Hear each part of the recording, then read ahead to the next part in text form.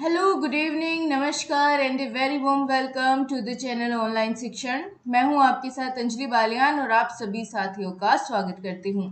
So my dear friends, DSSB PRT 2024 की series में आपका एक बार फिर से स्वागत है और हम कवर कर रहे हैं कंप्लीट CDP या पेडागोजी बैच आपका पार्ट बी के लिए, जो कि 100 मार्क्स का DSSB में पूछा जाता है। इसके साथ ही दोस्तों, हमने लास्ट क्लास में NEP फर्स्ट और NEP सेकंड, या जिसको हम कह सकते हैं कि जो NEP पहली आई थी 1968 में और सेकंड 1986 में, उन दो को लास्ट क्लास में कवर किया था, जो कि NIOS की समरी में गिवन था। लेकिन जैसे कि मैंने आपको बोला कि हम उन टॉपिक्स को भी कवर करके चलेंगे जो उससे रिलेट करेगा और NIOS में गिवन नहीं होगा। तो ऐसे ही NEP 2020 का जिक्र तो NIOS में नहीं है क्योंकि वो बुक पुरानी है, तो हम इसको साथ ही उस टॉपिक को भी कवर करते हुए चलेंगे, क्योंकि जब हम NEP की बात कर ही रहे हैं तो ये टॉपिक भी साथ ही होना चाहिए, ताकि आप इजीली डिफरेंशिएट भी कर पाओ कि तीनों पॉलिसीज में क्या अंतर है। तो चलिए फिर बिना किसी देरी के शुरुआत करते हैं। आप लोग जल्दी से वीडियो को शेयर कर और लाइक कर दीजिए। तो चलिए गाइस, सबसे पहले हम ये समझते हैं कि NEP की शुरुआत कब हुई। NEP 2020 की किसके जो है रिकमेंडेशन पर इसको लाया गया है ना, कौन से नंबर की ये नेशनल एजुकेशन पॉलिसी थी। तो जैसा कि आप यहाँ पर देख पाए हैं कि बताया गया है NEP 2020 जो है national education policy was formed by ministry of human resource and development. ये यहाँ पर MHRD, जिसको कि अब एजुकेशन मिनिस्टर भी कहते हैं, उसके द्वारा इसको तैयार किया गया था जून 2017 में।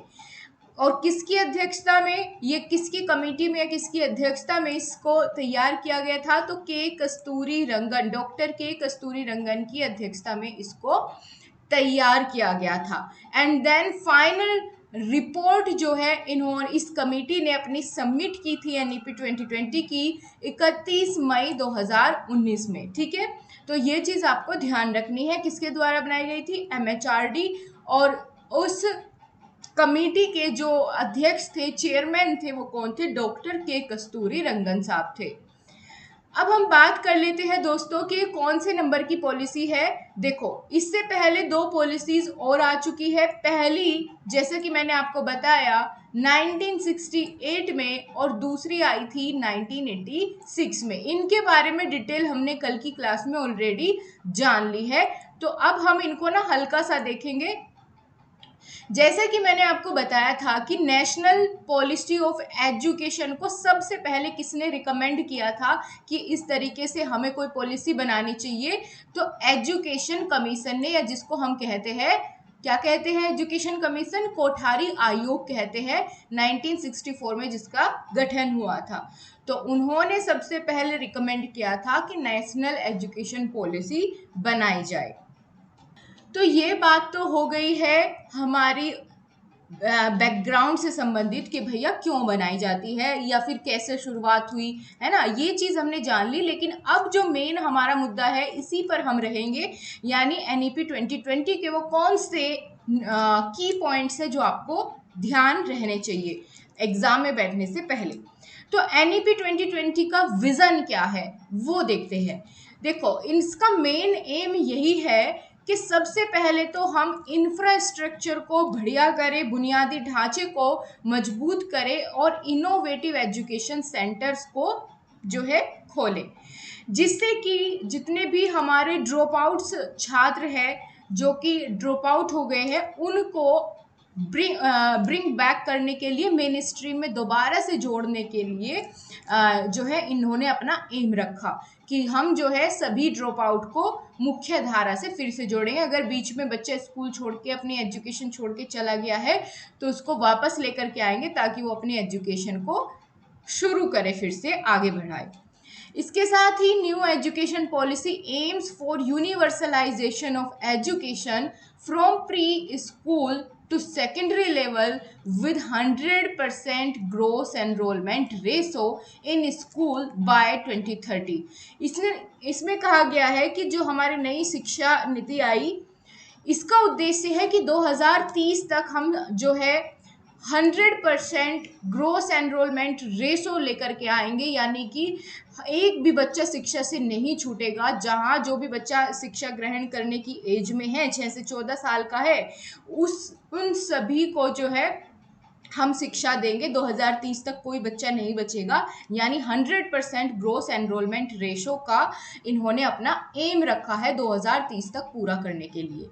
इसके साथ ही दोस्तों हम बात करें कि हमारी ये नई वाली न्यू एजुकेशन पॉलिसी सबसे ज़्यादा चर्चा में क्यों रही, वो इसके जो एजुकेशनल स्ट्रक्चर था उसको चेंज करने की वजह से। जो पहले हमारा एकेडमिक स्ट्रक्चर चला आ रहा था अभी तक, वो क्या था, 10+2 वाला, ठीक है, 10+2 वाला जो है एजुकेशन स्ट्रक्चर चला रहा था, जिसको बदल के इन्होंने नई एजुकेशन पॉलिसी में 5+3+3+4 को लागू किया। और यहाँ से आपके पेपर में क्वेश्चन पूछा जा चुका है कि पहला स्ट्रक्चर क्या था या नया क्या हो गया है ना।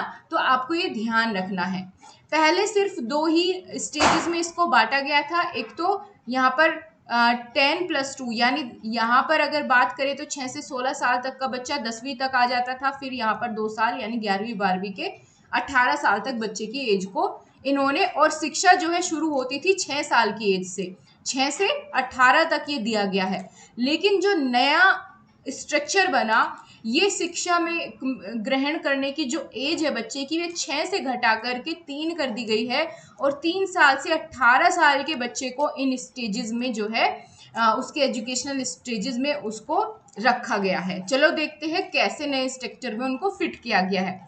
सबसे पहले हम बात करें तो इसमें जो है कुल 4 स्टेजेस है भैया, कि 5+3+3+4। कौन कौन सी? पहली स्टेज जो कि जिसमें बच्चा 5 साल तक रहेगा, जब से वो 3 साल का होगा, और 3 से जो है 8 साल तक, तो कितने साल हो गए बीच में? 5, है ना। जब बच्चा 3 साल का होगा और 3 से 8 साल की एज तक वो इसी स्टेज में रहेगा, जिसका नाम क्या है? इस स्टेज का नाम है फाउंडेशनल स्टेज। क्या है? Foundational stage. दूसरी स्टेज आती है जिसमें बच्चा कितने साल का हो जाएगा? 8 से 11 साल तक, यानी कि 3 साल की ये स्टेज होगी। 5+3 तो 3 साल तक, यानी कि 8 साल का हो जाएगा बच्चा। 8 साल से 11 साल तक बच्चा रहेगा फिर प्रीपरेटरी स्टेज में, है ना। प्रीपरेटरी स्टेज में इसको हम और डिटेल में करेंगे, अभी पहले एक बार इसका स्ट्रक्चर आप समझ लीजिए। फिर 5+3+3 यानी 3 साल का, फिर 11 से लेकर के 14 साल तक बच्चा रहेगा इस स्टेज में, और लास्ट में 4 साल, यानी कि जब वो 14 साल का हो जाएगा और 18 साल तक रहेगा, हमारी लास्ट स्टेज जो कि है मिडिल के बाद सेकेंडरी स्टेज में बच्चा रहेगा। अब हम देखते हैं इसको और डिटेल्ड फॉर्म में कि सबसे पहले हमारी कौन सी स्टेज आती है। ठीक है, सबसे पहले जैसे कि मैंने बताया नीचे से शुरुआत करनी है, फाउंडेशनल स्टेज। फाउंडेशनल स्टेज को 2 भागों में बांटा गया है। पहली है आंगनवाड़ी या प्री स्कूल कह लो, या फिर कह लो बाल वाटिका, बात एक ही है ना। ये है यानी कि क्लास 1 से पहले के 3 साल बच्चे को क्या किया जाएगा? प्रिपेयर किया जाएगा एजुकेशन के लिए। तो इसमें तो बच्चे को खिलाना, है ना, उसको खिलाना और छोटी मोटी चीज़ें सिखाना, उठना बैठना, या यूं कह लो कि थोड़ा बहुत उसे सभ्य बनाना, स्कूल में बैठने वाली सिचुएशन में उसको लेकर के आना, इसके लिए तैयार किया जाएगा। यहाँ पर बच्चे को कहानी सुनाई जाएगी, खेल खिलाए जाएंगे, बस पढ़ाया नहीं जाएगा। ठीक है, तो ये बच्चा कितनी एज में रहेगा? बच्चा 3 से 6 साल तक का होगा, तो वो कहाँ रहेगा? आंगनवाड़ी में या प्री स्कूल में, या फिर कह लो बाल वाटिका में। ठीक है, फिर फाउंडेशनल स्टेज की ही दूसरी स्टेज बताई गई है यहाँ, क्लास 1 और क्लास 2, यानी बच्चा क्लास और 1 और 2 जो है फाउंडेशनल स्टेज में ही कर लेगा। इसके बाद आती है कौन सी? Preparatory stage. प्रिपरेटरी स्टेज में बच्चा क्लास 3 से लेके क्लास 3 से लेके क्लास 5 तक की जो स्टेज है ये प्रिपरेटरी स्टेज है, जिसमें बच्चे को कौन कौन से मेथड से सिखाया जाएगा, play way method, discovery method और activity based and interactive method से बच्चे को इसमें सिखाया जाएगा। तीसरी स्टेज है हमारी मिडिल स्टेज, जिसमें क्लास 6 से लेकर के क्लास 8 तक बच्चा रहेगा और इसमें जो पढ़ाने का वे होगा वो एक्सपीरियंशियल लर्निंग होगा साइंस में, और मैथमेटिक्स, आर्ट्स, सोशल साइंस और ह्यूमैनिटीज जैसे सब्जेक्ट्स उसको यहाँ पढ़ने को मिलेंगे। फिर लास्ट स्टेज आती है सेकेंडरी स्टेज, जो कि क्लास नंबर 9 से लेकर के 12th तक बच्चा जो है कौन से स्टेज में रहेगा, सेकेंडरी स्टेज में रहेगा। इसमें पढ़ाने के जो हमारे तरीके होंगे उसमें क्रिटिकल थिंकिंग पर ज़्यादा जोर दिया जाएगा, मल्टी डिसिप्लिनरी अप्रोच अपनाया जाएगा और स्टूडेंट्स की चॉइस को जो है फ्लेक्सिबल रखा जाएगा कि वो अपनी पसंद से विषयों को, सब्जेक्ट्स को चुन सके। तो एक बार जितना हमने अभी तक पढ़ा उसको समराइज कर लेते हैं फटाफट से, कि जो 10+2 वाला स्ट्रक्चर था उसको रिप्लेस करके आया 5+3+3+4 वाला स्ट्रक्चर हमारे एजुकेशन का। ठीक है, इसके अलावा मैंने आपको बताया कि इसमें सबसे पहली स्टेज होती है फाउंडेशनल स्टेज, जो कि 5 साल तक रहती है, जिसमें बच्चा प्री स्कूल से लेकर क्लास 2 तक रहेगा। ठीक है, 3 साल प्री स्कूल में रहेगा और प्री स्कूल में बच्चे को खेलों के साथ जो है उसको पढ़ाया जाएगा। फिर आती है सेकेंड स्टेज, जिसका नाम है प्रिपरेटरी स्टेज यानी प्रारंभिक चरण, जिसमें क्लास 3 से क्लास 5 तक बच्चा रहेगा और इसमें वो पढ़ेगा मैथ, साइंस, ईवीएस जैसे सब्जेक्ट्स। ठीक है, इसके बाद मैंने बात करी कि हमारी आती है तीसरे नंबर की कौन सी स्टेज, जल्दी से बताओ, मिडिल स्टेज। मिडिल स्टेज में बच्चा क्लास 6 to 8 रहेगा। ठीक है, और इसमें बच्चे के स्किल्स डेवलप करने पर ज़्यादा ध्यान दिया जाएगा। लास्ट स्टेज आती है सेकेंडरी स्टेज, जिसमें क्लास 9 से क्लास 12 तक बच्चा रहेगा और उसमें क्रिटिकल थिंकिंग है ना और मल्टी डिसिप्लिनरी अप्रोच जैसे अप्रोचेस को अपनाया जाएगा, ताकि बच्चा जो है वो चीज़ों को रटे ना, खुद से क्रिटिकली थिंकिंग करे, सोचे समझे और तब ग्रहण करे। ठीक है, अब दोस्तों कुछ मेन पॉइंट्स जिनके बारे में हमने बात कर ली उसको भी फटाफट से समराइज करती हूँ कि पहली national education policy, first national education policy came in 1968 में आई और उसके बाद आई 1986 में, जिसको 1992 में प्रोग्राम ऑफ एक्शन के माध्यम से संशोधित किया गया था, मॉडिफाई करके लाया गया था। तो यानी जो अब की बार पॉलिसी आई थी 2020 में, ये तीसरे नंबर की एनईपी थी, जो कि जो है 34 साल बाद जो है ये पॉलिसी तीसरी बार अब आई थी। अब हम बात करें कि जो राष्ट्रीय शिक्षा नीति है वो किसने इसको रिकमेंड किया था, तो मैंने आपको बता दिया है कि ये रिकमेंड की गई थी कोठारी आयोग या फिर कह लो एजुकेशन कमीशन की तरफ से। इसके अलावा दोस्तों जैसे कि मैंने आपको बता दिया है कि एनईपी की रिपोर्ट एमएचआरडी की तरफ से 31 मई 2019 को जो है फाइनल रिपोर्ट भेजी गई थी, जिसको अप्रूवल मिला जाकर के 29 जुलाई 2020 को। तो यानी 29 जुलाई 2020 को फिर एनईपी पूरे देश में हमारे लागू हो जाती है। तो ये डेट्स आपको थोड़ा ध्यान रखनी है, इनको नोट डाउन आप कर सकते हैं।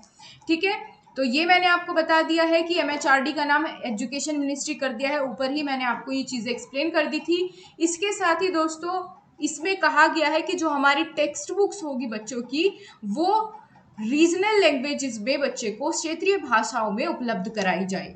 इसके साथ ही पहले जो इंग्लिश लैंग्वेज यूज़ करने का कंपल्शन था उसको यहाँ पर हटा दिया गया है और रीजनल लैंग्वेजेस को ज़्यादा बढ़ावा दिया गया है और कहा गया है कि अप टू 5th क्लास जो है 3 लैंग्वेज फॉर्मूला काम करेगा, त्रिभाषा सूत्र, जिसके बारे में हम पहले पढ़ चुके हैं लास्ट क्लास में, है ना। तो मेरे ख्याल से आपको ये चीज़ें समझ में आई होगी।